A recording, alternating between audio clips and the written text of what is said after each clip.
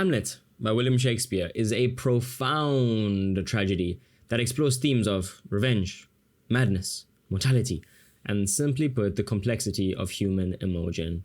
Emotion? Goodness gracious me. Emotion.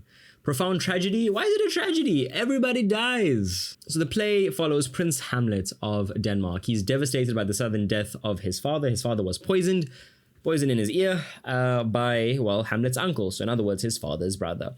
And the hasty remarriage of his mother Gertrude to his uncle Claudius, who is soon revealed to have murdered Hamlet's father to seize the throne, his wife, all of that. Does Hamlet call him dad? No, I'm joking. That's a joke. So yeah, Hamlet just cannot believe that his father was murdered in cold blood. And just like that, his ever so weak mother, Queen Gertrude, is like, oh, you know what?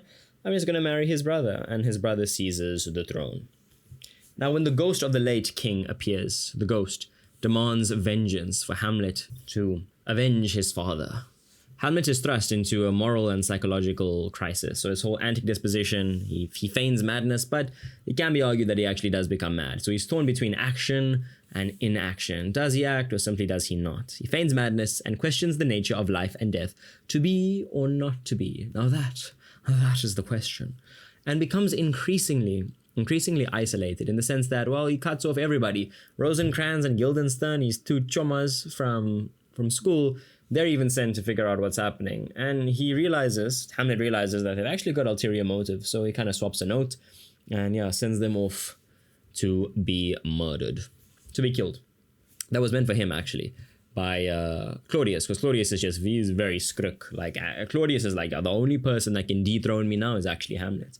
Now, his delay in taking revenge, this whole action versus inaction, it leads to a very tragic chain of events. So Ophelia's madness and death, so even she becomes mad after she's rejected by Hamlet, because Hamlet treats her super, super badly, and she does kill herself. And the deaths of Rosencrantz and Guildenstern, I don't know, these fake friends, fake friends.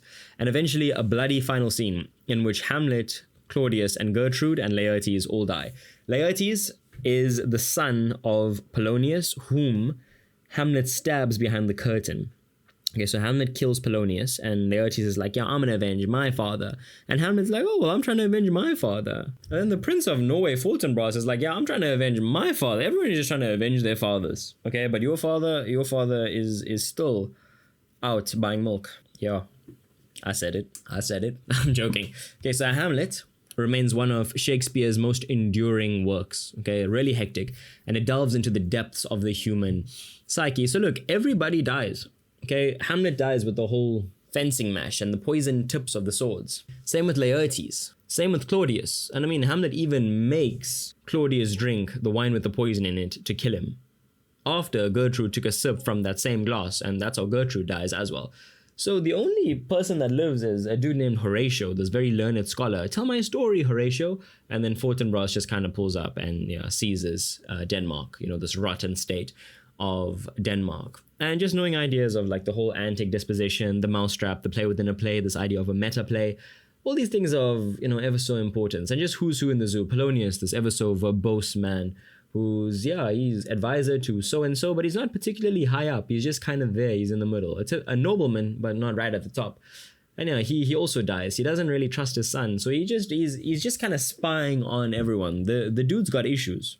But nice little summary there of Hamlet, young Hammy. Thanks for watching the video. I love you, bye.